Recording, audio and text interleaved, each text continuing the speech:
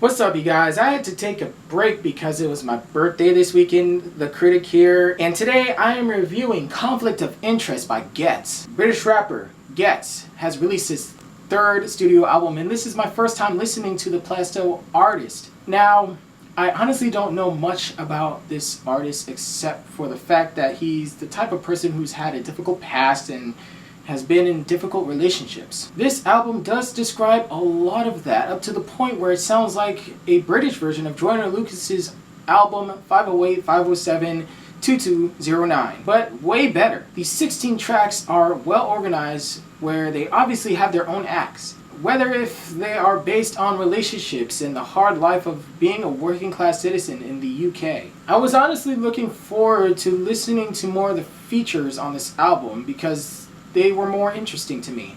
But Ghetts proves that he is obviously worth listening to with his unique style and lyrics. With an almost 2-decade career, Ghetts proves that he is mature enough to become this vulnerable human being. He wanted his audience to know that he made this album with his blood, sweat, and tears, which I think all artists should do. I think all artists would want a career for the long haul, except for having these short-term achievements like one-hit wonders. The production on here is well crafted up to the point where the instrumentals do tend to fit in with Ghetts' emotions. Whether if it's a grime straight beat that you can bump in the car, or you just want some alone time to manage and control your emotions. I like and respect the path Ghetts wanted to go with the emotional moments on this album, but this guy can definitely make a banger. My most favorite tracks are on the list, and I gotta say, they didn't disappoint at all. That goes for the features as well, because how do you manage to get two of the best rappers the UK has to offer on the same album?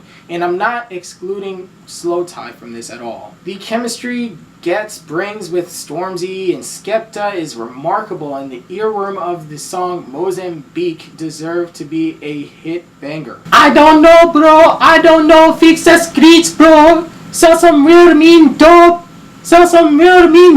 Solo records like Fine Wine, Fire and Brimstone, Hop Out, and No Mercy are complete bangers as well that I highly recommend you listen to.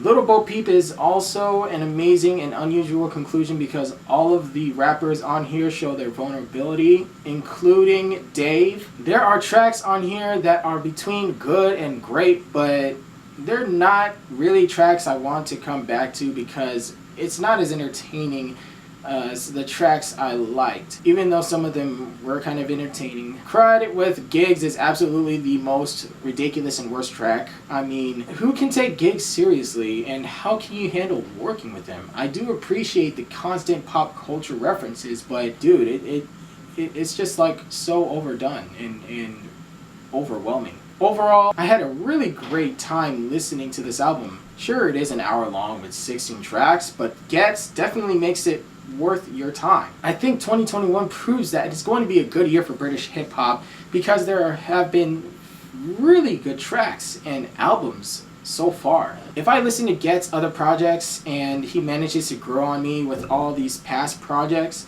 then I'm going to consider him as one of my favorite British rappers. I'm giving Conflict of Interest by Ghetts a B. Let's switch it up! Hey guys, what do you think about this album? Be sure to comment down below. Make sure you guys also follow my Twitter, Instagram, and TikTok as well. Thank you guys for watching. You guys are all amazing. Peace out.